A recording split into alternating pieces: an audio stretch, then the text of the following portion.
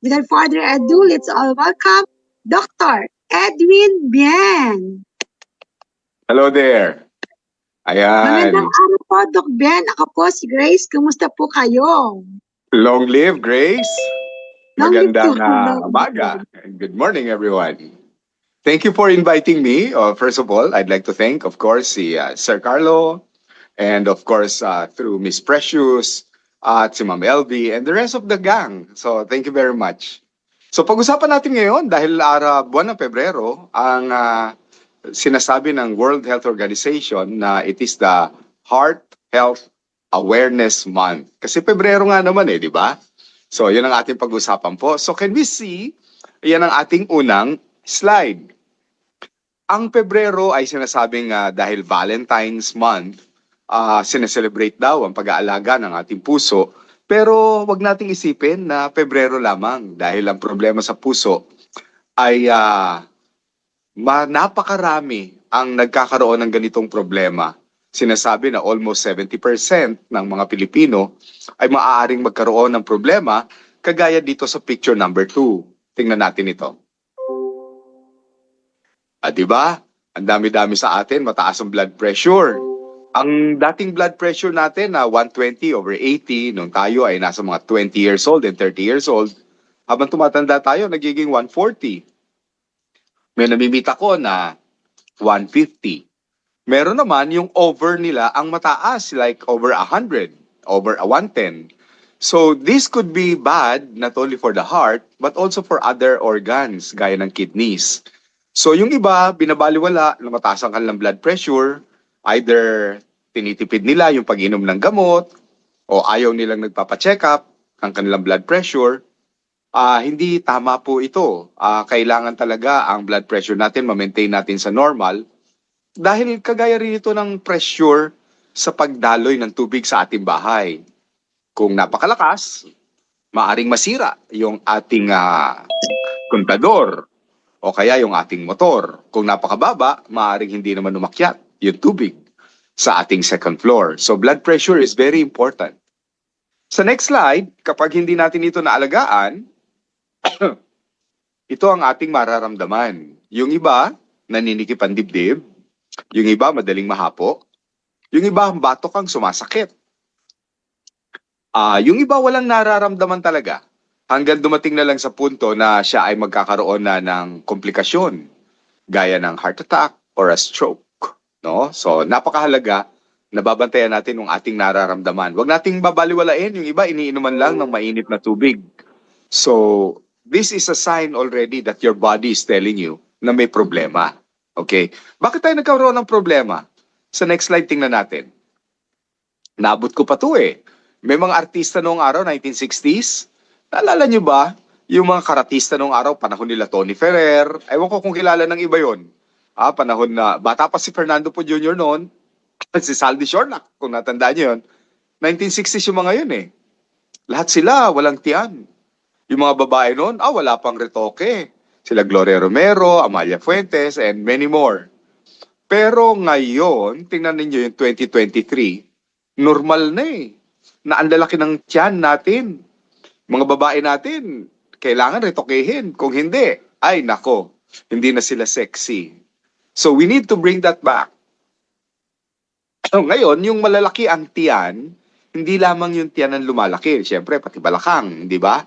At kapag lumaki yung tiyan at balakang, nandun sa picture number 5, yun na ang tinatawag natin na Syndrome X. Yan. Yung korte ng ating katawan ay korteng peras o korteng apple. Ito ay Syndrome X, meaning tataas ang blood pressure mo, tataas ang triglyceride o the bad cholesterol, bababa ang good cholesterol. Pagkatapos, meron tayong central obesity. Ibig sabihin nun, yung taba wala sa bilbil lamang. Hanggang doon sa loob, visceral fat, kung tawagin. Yung visceral fat, yun yung umiikot-ikot na nagbabara. Ito yung mga binabarahan niya sa picture number 6. Picture number 6, makikita niyo sa kaliwa yung normal na puso. Sa kanan, yan yung puso na nagkakaroon na ng maliliit na bara-bara. Huwag nating isipin hindi tayo magkakaroon ng bara kasi ang kapillary, na nandun sa ating puso, maliit lang yan, parang yung lalagayan lang ng tinta ng ballpen. Eh yung bara natin, minsan sinlaki ng munggo. So makaka-apekto yun. It blocks, ayun, nakalagay, blocks the artery, coronary artery. Ang tawag na doon, ischemic heart. Hindi pa naman heart attack ito, pero ito yung nakakaramdam na madaling mapagod. Yung imbis na kaya niya maglakad na malayo, hindi na kayang malayo. Yung hagdanan, kailangan magpapahinga na siya. Kapag nararamdaman niyo yun, huwag niyong babaliwalain ha. That is a sign already that you have ischemia. ECG po ang solusyon yan. Tingnan natin ano yung nakikita namin sa loob mismo ng ugat. Nasa picture number 7. Yan o, ayan o. Talagang nakadikit siya doon sa pinaka-lining ng artery. Ang tawag namin yun, endothelium. Yung nakadikit na yan po yung taba. No? Hindi yan mantika lamang. Yan ay solid fat. Ang solid fat will now cause yung blockade. Kaya pag nagpa-ECG kayo, minsan may sinusulat sila, atrioventricular block. Yun. O right bundle branch block. Yun. Ibig sabihin, right side ng puso, may block. Left bundle branch block. Kaliwang side ng puso, may bara. Delikado, no? Ano yung nakikita namin? Nasa next na slide, picture number 8. Ayan. Tingnan niyo yung mga binilugan ko. Binilugan ko ng kulay dilaw. Sa kaliwa, yun yung nangingitim na yung parte ng puso. Kasi nga, nagbara yung parting yon. Ngayon, sa bandang gitna, excuse me, nasasamid ako. Sorry about that. Sa bandang gitna, yan po yung ECG. Inom lang ako ha. Yung ECG na yan, imbis na titibok, humihinto yung tibok. Pag huminto yung tibok, yung hawak ng lalaki, yung dibdib niya. Ibig sabihin, hindi na nag-pump yung kanyang heart. Tatakbo po yan sa emergency room. Dadalahin doon para ma-ECG. Pero hindi lang ECG ang mahalaga sa panahon ngayon. Kasi yung ECG is only one, kailangan kukunan ng dugo. May special na pangkuha sa dugo eh. Picture number 9, please. Picture number 9, yan po yung troponin. Troponin I. Senyales yan na may nasisirang muscle sa puso natin. Troponin. Tandaan niyo yung word na yan kasi kinukuha yan sa emergency room. Ang halaga niya nasa almost 2,000 pesos. Tapos yung ECG nyo, 1,500. So sa ER pa lang, naka 3,500 na kayo. Eh paano kung ipa-admit pa? Hindi ba? Yun ang mahirap.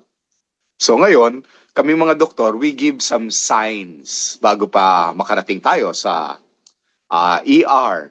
Ano yung mga dapat yung bantayan na kumikirot sa inyong katawan na hindi dapat binabaliwala? Picture number 10, please. Iyan no, hindi lamang batok, upper back, sumasakit yan. Nakakaramdam din ng parang pagsakit dito sa gilid ng ating mga braso. Ngayon, kung haharap naman yung tao, naninikip yung dibdib niya sa kalagitnaan. Ganun din, nakakaramdam siya ng pangingimay o kaya kirot sa gilid ng braso. This is a sign na meron ng coronary artery disease or CAD. Nagbabara na yung ugat ng puso. Okay? And why does that happen? Marami sa atin, ganito ha. Picture number 11. Kasi ang ating kanin, only rice pa rin. Wala tayong pakundangan na kumakain tayo ng mga instant noodles. Di ba? Yung iba sa atin hindi makakain ng walang soft drink. We need to really change our lifestyle, especially when we reach a certain age. Yung age na yun, 35 and above. Kasi beyond 35, doon po talaga nagsisimula na yung spasm. Spasm ng ating artery. So, pagdating ng 35, eto maraming tatamaan dito. Kasi pagbaba ng opisina ng Dynafarm, diretso po sa mall, Robinson's Mall. Pagpasok na mall, eto kagad ang kakainin, mag-aaya pa. Nasa picture number 12. Ayan, chicken. Di ba? Either dun sa ganito, o kaya doon sa bubuyog, o kaya doon sa kay Colonel. Ayan. So, pwede naman tayo mag-chicken. Kaya lang kung maaari, iwasan na natin yung manok na marami nakabalot. Dahil yung balot na yun ang culprit na masama sa ating katawan. So kung hindi maiwasan ng chicken, marami naman pong kainan na walang balot yung kanilang chicken. Yun ang piliin po ninyo. At kung ikukumpara natin ang pakpak laban sa legs, legs na lang. Ngayon kung dibdib laban sa legs, dibdib na lang. Ang wag niyong kakainin yung puwet tsaka leeg. Dahil puro fats po yun. Okay? So, bakit napakahalaga na umiiwas tayo rito? Sa picture number 13. Pebrero na. Di ba nangako kayo na magpapapayat kayo ng Enero? Natupad ba ngayong Pebrero? Alamang hindi ano. Dahil nagkakakain tayo ng mga French fries at mga kung ano ng junk food. So, taon-taon na lang, nangangako tayo, gumagawa tayo ng resolution. Enero lang natin tinutupad. Pagdating ng Pebrero, kalimutan na. So, kailangan gawin na nating lifestyle yun. Kasi alam niyo po ba, yung French fries na yan, kasama ng chicken kanina, may iniipon yan sa ating katawan. Hindi natin pansin. Minsan, ang ideal body weight po natin na sa palagay mo na 130 to 140 pounds. Kung ikaw ay maging 145 o 135, that means may 5 pounds kang sobra. Alam niyo ba kung ano yung tsura ng 5 pounds na taba? 5 pounds na taba, nasa picture number 14. Ang laki nun. Yan no? Yan ang 5 pounds na taba. Kinumpara yan dun sa lapis o sa ballpen, kinumpara yan dun sa 5 pounds na muscle. So, ang 5 pounds na taba, alam nyo kung nasa yan? Hindi sa bilbil, nasa loob ng tiyan o visceral fat. Naghahanda na siya para i-distribute sa iba't ibang parte ng katawan. So, hindi ko kayo pinagbabawalan na yun ang kakainin po ninyo, pero kung maaari, humanap tayo ng araw na ang kakainin natin talaga, healthy diet, nasa picture number 16. Kung nasa bahay din lang tayo, yan no, napakaganda na ating choices. Di ba? Try natin. Pwede naman tayong kumain halimbawa ng isang hapunan na walang karne o walang isda. Gulay lang. Kaya yun. Kahit na hindi ay gabi-gabi. 3 times a week. Halimbawa, sabi mo, MWF, ang dinner ko, gulay lang. Ang laking bagay nun. Ang iinumin ko, tubig lang. Pwedeng haluan ng chlorophyll. Ayan.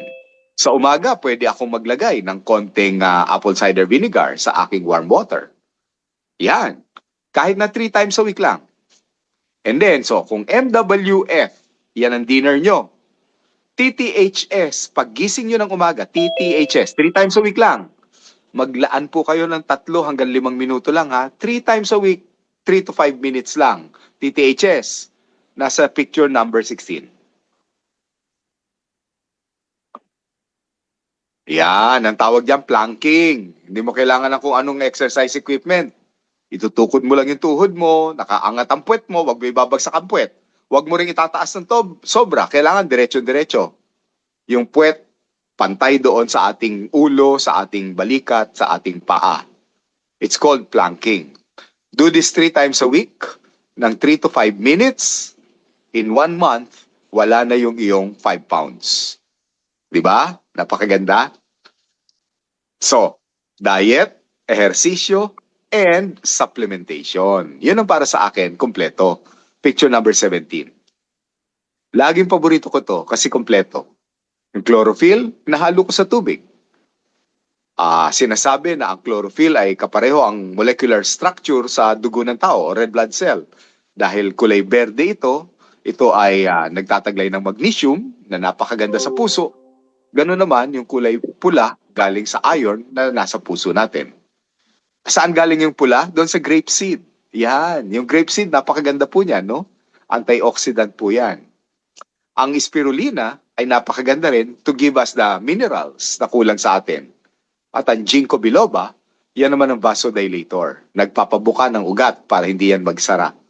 So para sa akin, yung 4 na yan is a mainstay para sa complete total package. Now, kung wala kang karamdaman, paano kung mayroon ng karamdaman? Para sa akin, pwedeng magdagdag. Ito yung gusto kong idagdag. Picture number 18, please. Yan garlic. Ye garlic. Dahil ang ye garlic nakakatulong to lower down the blood pressure. Para hindi ka na lang lagi losartan, amlodipine forever. Baka pwede na 3 times a week yung losartan, amlodipine, tapos yung ye garlic, yun yung 3 times a week. Siyempre, i-guide ka muna ng doktor mo. But for me, I can do that for you. No? 3 times a week ng butika, medicine, 3 times a week na natural. Total health package plus ye garlic. Okay? Ayan. So, sa picture number 19, tingnan natin yung next picture. Ito yung pinakamahalaga rin para sa akin, yung ginkgo biloba. Okay? Dahil ito ay ang dami ng natulungan para hindi sila maatake sa puso, nor ma-stroke. Sa atin may tawag yan takip kuhol. Nagkuha nyo. Ngayon, eto na, sa mabigat na usapan. Paano kung inatake ka sa puso? Nanikip na ang dibdib mo, dinala ka sa emergency room. Ano ang karapatan natin bilang pasyente? Gusto kong pag-usapan yon dahil sa World Health Organization, tinatalakay na rin ang Patient's Bill of Rights. Tingnan natin ang picture number 20. Alam nyo ba, may karapatan ng tayo? Ayan, ang dami Mga pinapangako sa atin ng mga tumatakbong politiko, sinasabi nila, pera natin yun. May karapatan tayo to get free medicine sa mga government facility, free services. In fact, pati laboratory dapat free. Hindi natin nakukuha yun, Kasi pagpunta natin sa health center, wala yung serbisyong yun. Yun ang problema. Nagagamit sa iba yung ating napag-ipunan dapat. Ano yung batas na yun? Actually, pinirmahan yun. Kapanahunan pa ng pandemic Next picture, please. Ayan Universal Healthcare Law. Pirmado na yan Nakapagtataka, bakit pirmado na, hindi pa nai-implement? Alam niyo kung bakit? Nawala yung pondo. Alam niyo saan napunta yung pondo? Sa pangangampanya nila. Sana hindi, So, piliin po natin hindi yung magaling sumayaw, yung dudut-dudut, pakanta-kanta, magbibigay ng jacket, sabay ng CD. Piliin po natin yung talagang, sa tingin natin, hindi ang habol pagkakamal ng pera. Next slide, dahil napakahalaga malaman natin ito. Picture number 22. May batas na. Hindi mo kailangan magdala ng pera pag pumunta ka ng ospital. Bawal ng maningil ng deposito sila. Kung hindi nyo alam ito, isulat nyo, Republic Act 10932. 10932. Kapag kayo ay hiningian sa ER, pakita nyo sa cellphone nyo, Republic Act 10932. Bawal maningil ng deposito sa nangangailangan ng emergency. Lunas muna dapat. Saka na pag-usapan ng bayaran. In fact, yung bayaran na yun, pwedeng promissory note kung talagang walang-wala kayo.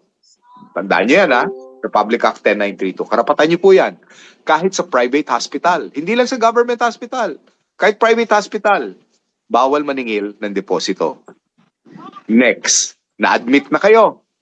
Wala kayong pambayad. Ang gagawin, ayaw palabasin ng pasyente. Ang tawag nila, palit ulo. Doon ka lang. Hinahantay na tumaas ang bill mo. Bawal din yon. Nasa next slide. Ang ospital ay hindi kulungan. Tandaan nyo rin ito, Senate Bill 166. Kung kailangan nyo lumabas, lalabas na kayo. Hindi pwedeng sabihin na, ay hindi kayo pwedeng lumabas. So, pipirma lang kayo ng waiver. Okay? Tandaan nyo yan. Hindi kulungan ng ospital. Anytime na gusto nyo lumabas, kahit hindi pa bayad yung bill. Senate Bill 166. Ano ang kailangan nyo gawin? Pipirma ka lang ng waiver. Promissory note na babayaran mo kung ano man yung kulang mo. Okay? Ngayon, yung iba magpupumilit. Tingnan natin, picture 24. Okay. Yan, sa picture 24, sila ay magmumulta kapag kayo ay ayaw palabasin. Okay? Yan, magmumulta yung ospital. So, i-summarize natin. Picture number 25, checklist. Ang pasyente ay may karapatan sa respeto at dignidad. Bawal kayong sigaw-sigawan. Sa government, naninigaw sila sa pasyente, di ba? Parang akala mo ba, tayo ay mga aso. Bawal po yun. May karapatan ng pasyente. Pwede nyo silang sagutin. That is right number 1. Picture number 26. Confidentiality. Bawal i-post yung inyong pangalan o yung inyong karamdaman, i-discuss sa iba. Karapatan po ninyo sa number T, ang quality care. Hindi pwedeng dinadaan-daanan lang kayo. Pinababayaan lang kayo. 2 araw na kayo nakahiga dun sa kwarto, ni walang dumadalaw na doktor sa inyo. Bawal yun. Bawal yun. Sa next, picture number 27.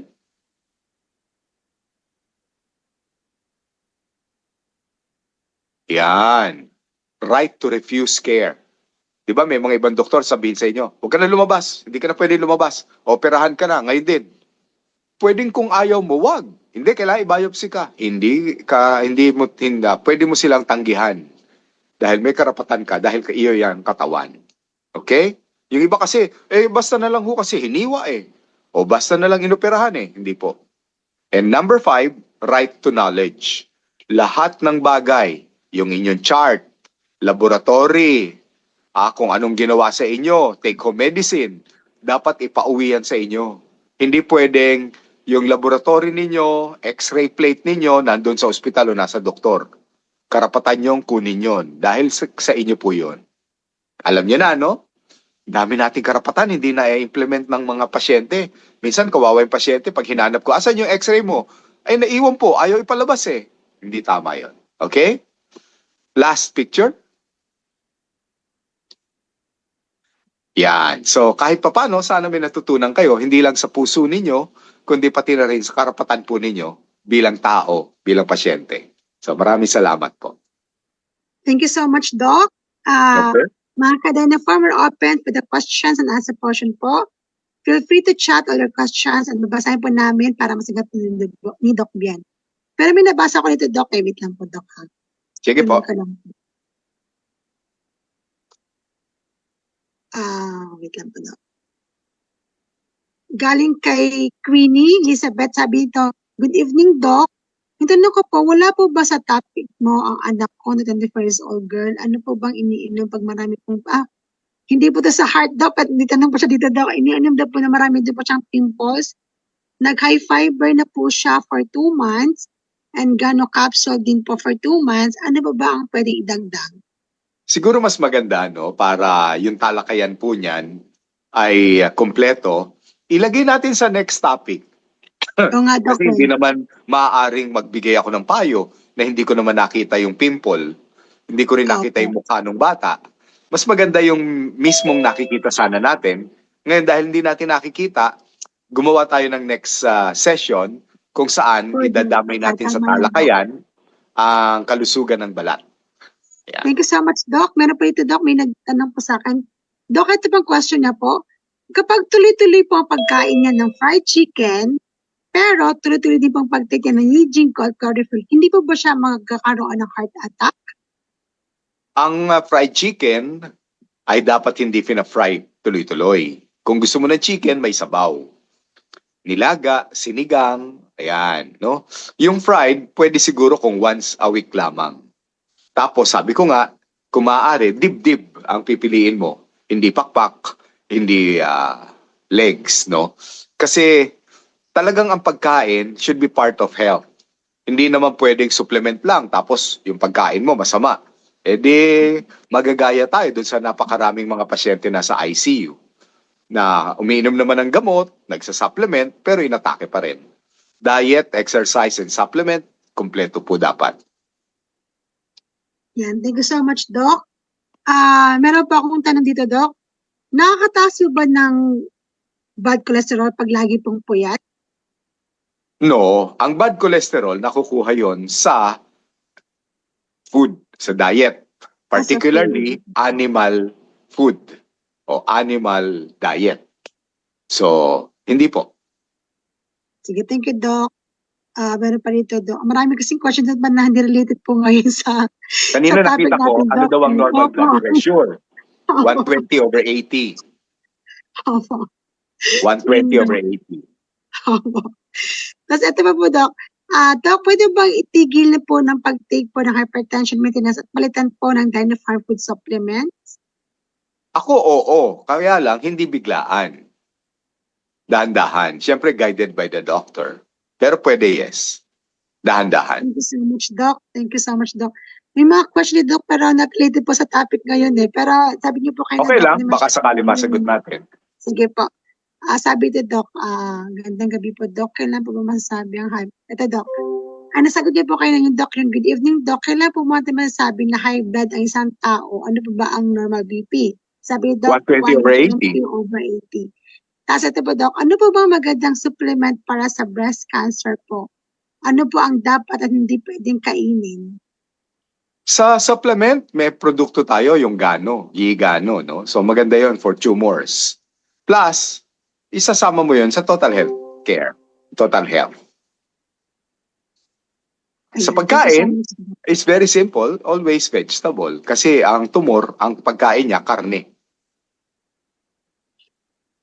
Ayan, thank you, Doc. Pero hindi po sabi sa inyo, Doc, maraming salamat po, Doc Ben. Doon po sa karapatan doon po ng isang pasyente. Mabuhay po kayo, Doc Ben. Long live Dana Farm po from Jonalyn Ramos po. Ayan po, Doc. Opo, Maraming minarapat salamat. kong talakayin yon kasi bibihira ang nakakaalam ng karapatan ng isang pasyente. Kadalasan, lalo na pag sa government tayo napasok, ang trato sa atin ay kulang sa tao. Parang hindi tayo kapwa-tao, hindi po ba?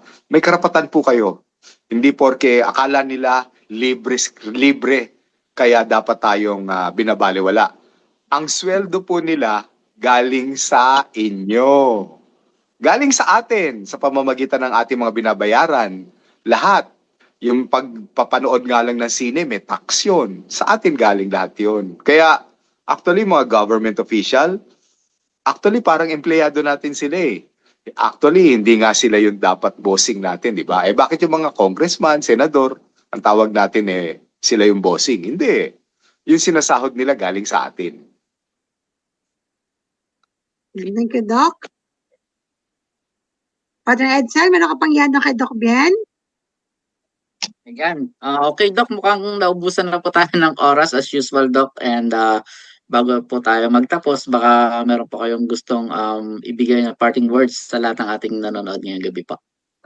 Kung 100 tayo ngayon na nanonood at nakikinig dito, 70 sa atin ang magkakaroon ng problema sa puso. Ang saklap isipin, ano? Kaya para maiwasan natin yon, yung binalita ko kanina, sa pagkain, sa pag-ehersisyo, at yung supplementation. Huwag nating antayin na may gamot na tayo bago tayo iinom ng mga supplement. Dahil yung supplement, investment po sa ating katawan yan. Yan lamang po.